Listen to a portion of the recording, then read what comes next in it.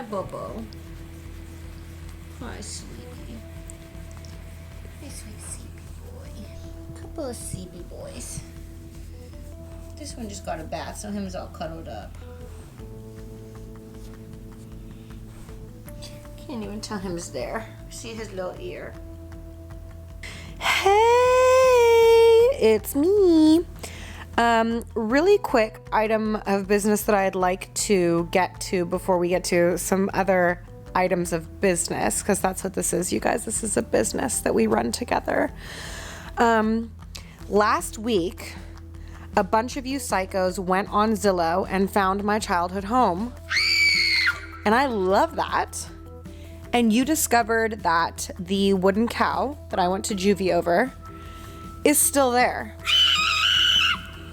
Or at least it was still there the last time they sold the house. And I really feel like I want to write a letter to the new owners.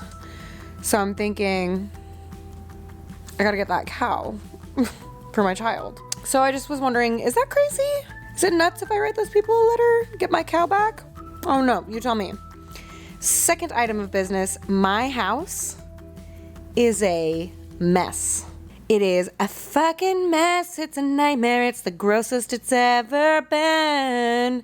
It's almost as bad as when I was grieving and stopped cleaning. Because I've had back-to-back wedding weekends, and I have a third wedding this weekend. And my best friend from middle school, Catherine Kelly, is coming to stay with me. And I can't have her thinking I live like this, even though she knows full well that I live like this. We have to keep up an illusion of sorts, even though there is no illusion. Also, my husband's preparing to shoot a film, so the house is just sort of like full of film equipment. So there's some things I can't really fix, but I can wash the blankets on the couch, I can vacuum, I can mop, I can do my laundry, I can put it away, and I deserve a nice clean space to around in. That being said, I do clean better when I'm on the phone with a friend, and even though you guys aren't necessarily on the phone, you are a friend.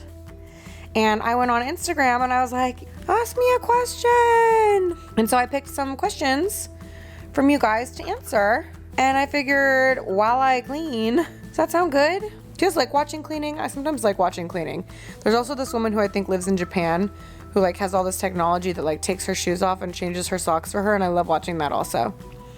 Anyway, let's do it. I think I'm gonna wait to do the blankets, wash the blankets, because my sweet sleeper here, I don't want to disrupt his slumber. He's so cute. He's so sleepy. Oh my goodness.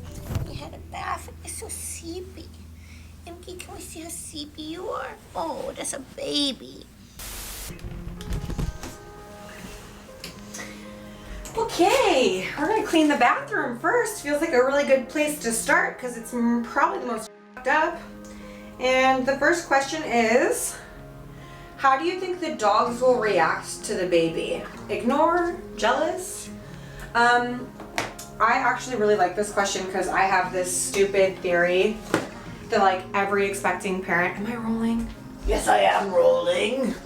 I have this like funny theory that every expecting parent has one psychotic like misconception of parenthood, like what's gonna be super easy or whatever. Every expecting parent has a psychotic expectation about parenthood. What is going on with my hair? And mine is that my dogs are gonna be super chill and really well behaved. That being said, when we got Icky, damn, my nipples really do be popping. I have to turn the AC off. Baby, can you turn the AC off? It's not PG in here. Living in the tundra. So when we got Icky, where is my nail kit? Bubs, usually like dogs like puppies, or so I've been told. Bubs wanted to straight up eat Icky and get rid of him. Like he's like, this dog is only gonna get bigger. He's gonna be a threat when he's larger, and I think we need to nip this in the bud before it gets out of control. So that being said, I am a little worried that Bubs is gonna try and eat the baby. But in my heart, I think what I would hope is that Bubs was protective of me and stayed in the bedroom with me during my like postpartum recovery days. But lately he's been hanging out in the living room, and Icky has been the one chilling with me in the bed. Like if I have to go to bed early, Icky's the one who's in the bedroom. So it might swap. Bubs might be minding his own business out in the living room, and Icky might be in the bedroom with me and the baby all day.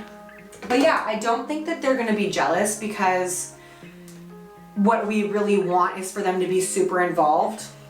Like I want Icky and Bubs to be present with me and like in the room with me and my friends, and I want them to not think of the baby as something that they can't be around, because it will make them more crazy.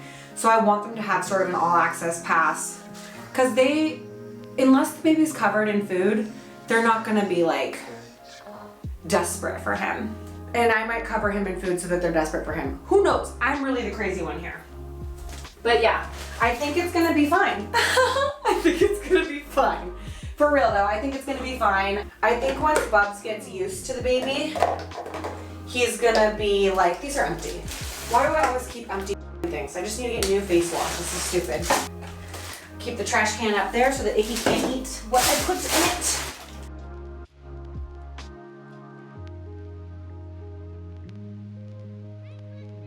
Ah, I found my hairspray. That's great.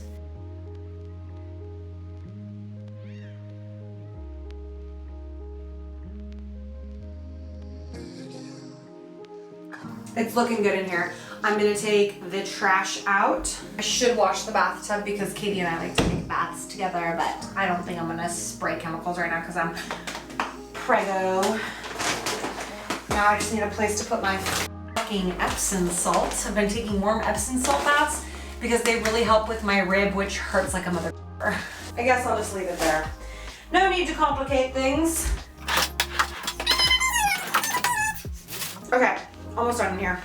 Now all that's really left is the floor, but it's organized. Now what I have to do is collect all the shoes. Let's tilt down a little bit, I'm on my tiptoes. Now I'm going to pick up the shoes in here, clean up the bedroom, and then start taking stuff to the trash. Those shorts have to go to Shannon, so we're gonna take these, throw them in the hallway. Okay, I'm giving my shorts away because it's gonna be a cold day in hell before those fit me again. Shannon's gonna be the recipient of all the denim shorts I can no longer cram my baby bear and ass into. Then I'm gonna throw things that can be hung up on the bed. This is my method really, I like to group like things together. Next question, let's see. Do you worry how your past drug and alcohol will reflect your kids' health? I do, actually, and maybe it's not in the way you would expect, but I'm more worried about my children having a predisposition to alcoholism because it runs in our family. But at the end of the day, I cannot control that. There are some things that I can do to sort of give him like a fighting chance. I have noticed that for me, my alcoholism is more of like an anxiety disorder, like more than just having a compulsive physical allergy to alcohol. I have a spiritual problem that also seems to be hereditary, like severe anxiety, self-loathing, and things like that. And by working a program and changing the way that I live my life, I actually have less of the alcohol symptoms that make me feel like I need to consume alcohol to feel better or feel nothing really. One second, I'm going to the trash. So one of the things that I want to be really conscious about when raising my family is how we talk about our problems and how we talk about our feelings, and making it a really safe space for everyone to sort of communicate what's going on. So at no point does my son feel like feelings are too much, because I think I had symptoms of alcoholism as early as 3 years old. Like I was writing letters like I had my life. I don't know. Like I also think a big thing for avoiding depression and anxiety is talking about what you're grateful for. Like, just having an attitude of gratitude is a sincere spiritual relief for me. And so I think a lot about, like, how am I going to introduce my son to gratitude, and how are we as a family going to practice gratitude on a daily basis in a way that, like, makes life light and fun, kind of. I've also heard that talking about your problems ad nauseum makes them the center of focus in your life. And, like, if you're depressed, or if you're upset about something, or like something's bothering you, or if you have complaints and you spend the majority of your time, like, complaining, you are living in the negativity. And when you're focusing on and living in the negativity, you never appreciate or enjoy the present tense, because you're hyper aware of only the things that are wrong. So one of the things that I really want to try to be mindful of and avoid in our family is that trap, right? Like, I'm upset about this. I want to explore how upset I am about this, and I want to live in this upset. Like, I don't want that. I want to be, you know, not toxically optimistic, but I want to be really mindful of how we articulate our discomfort and our woes, so that it's like a safe place to do so, but no one's focus is just negativity. Like, I want it to be, our focus is on solution. Like, I have a problem, I'm gonna find a solution for it that works for me, and I'm grateful for the things that I have, so that I'm not constantly feeling like I need to fill a void. That's everything that I think I can do for my children in regards to my drug and alcohol abuse. But I don't think of my drug and alcohol use as the problem. The problem I had was internal, it was emotional. The drugs and the alcohol were just a solution to that problem. So I think by teaching them solution out the gates, they might have a better chance of dealing with their feelings without the compulsion to numb them, if that makes sense.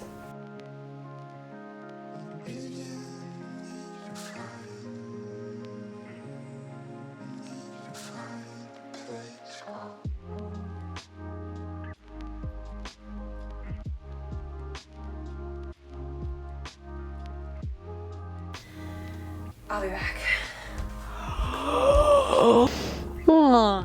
Okay. Next question. Are you enjoying being pregnant? I was miserable throughout my pregnancy. Well, wow, that's even harder to answer than how am I going to keep my kids off drugs and alcohol. Am I enjoying being pregnant? Yes and no. I really love every sort of flutter I feel of him in my tummy, and I really love being pregnant because I wanted to be pregnant so badly. And it also is really hard.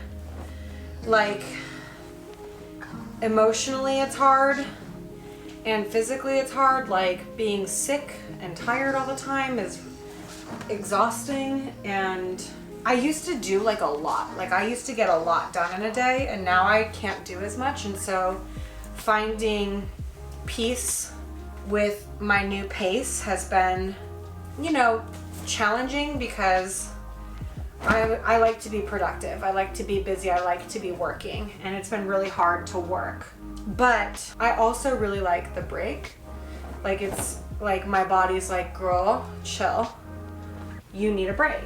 And this is sort of the first time, or every time I'm sick, really, I listen to it too, but like really having to slow down is kind of nice. So I have a lot of pain, like my ribs hurt really bad and my back hurts really bad, but I'm also sort of enjoying the break. So it's not all enjoyable and it's not all misery. It's definitely a two-sided coin that's kind of constantly spinning in the air, and no one's really winning.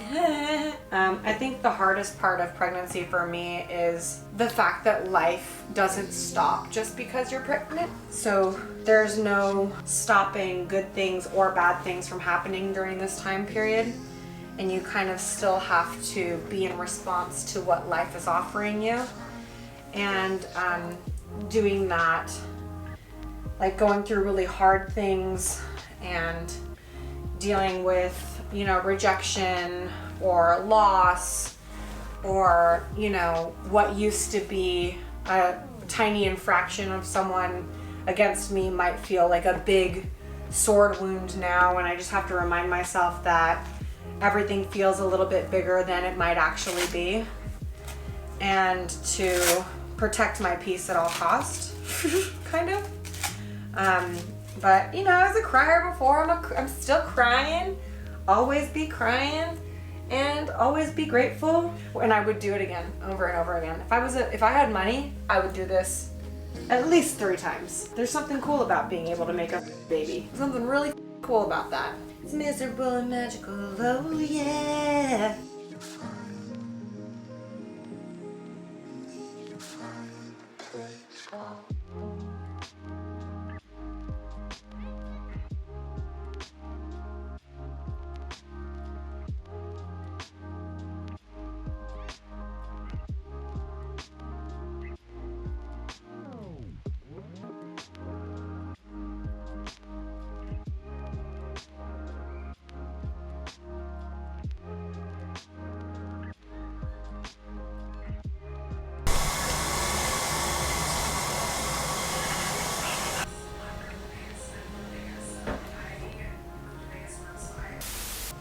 Oof. I lost momentum yesterday after doing my bedroom, and then I did the kitchen, but I figured, why would I film me doing the kitchen? Because my back is to you most of the time.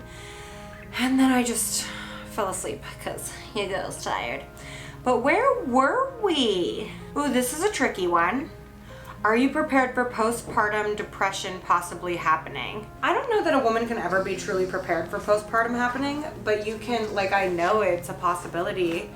And in my mind, I have all these sort of ideas to proactively combat postpartum depression, but I think that's kind of a bridge you gotta cross when you get to it. Part of my recovery plan, as of right now, is to spend, you know, 5 days in bed, 5 days around bed, and then 5 days sort of, oh, no, wait, what is it? 5 days in bed, 5 days on bed, and 5 days around bed. So 15 days of chilling with baby.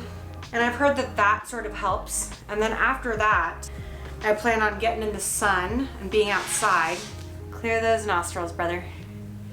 Because I've also heard that being in nature and getting out in the sun is really helpful for both me and the baby. Like, it helps regulate the baby to normal time frames, because right now he has none. He's just a little unemployed lump floating around in this old womb with no concept of day and night. And so I plan to try and get up and get out. You out here? Love you. Love you. At least once a day to walk his little ass around the block and to walk my little ass around the block, because I've heard that that's also good for it. But yeah, I am ready for the possibility of suffering from postpartum depression, in the sense that I'm aware that it could happen, and I'm not ready for it in the sense that I feel like you have no idea what that means until it hits you like a freight truck.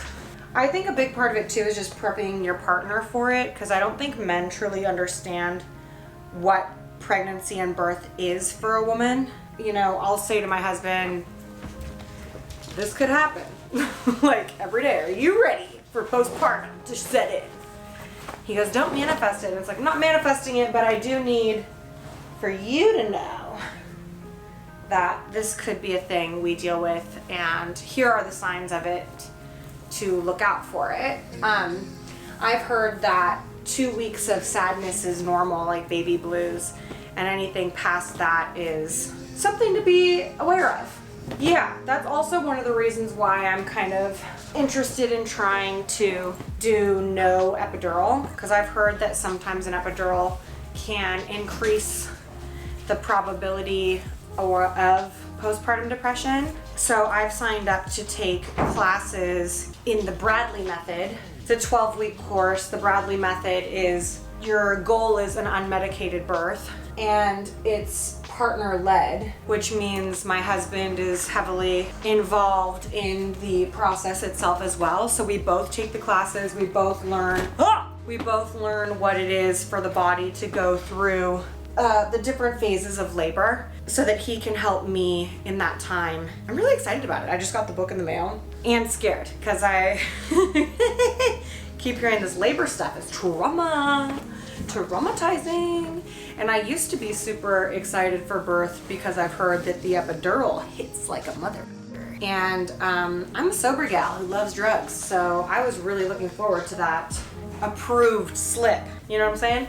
But now I'm kind of more excited to go through the throes of labor because I think it's pretty incredible what our bodies do.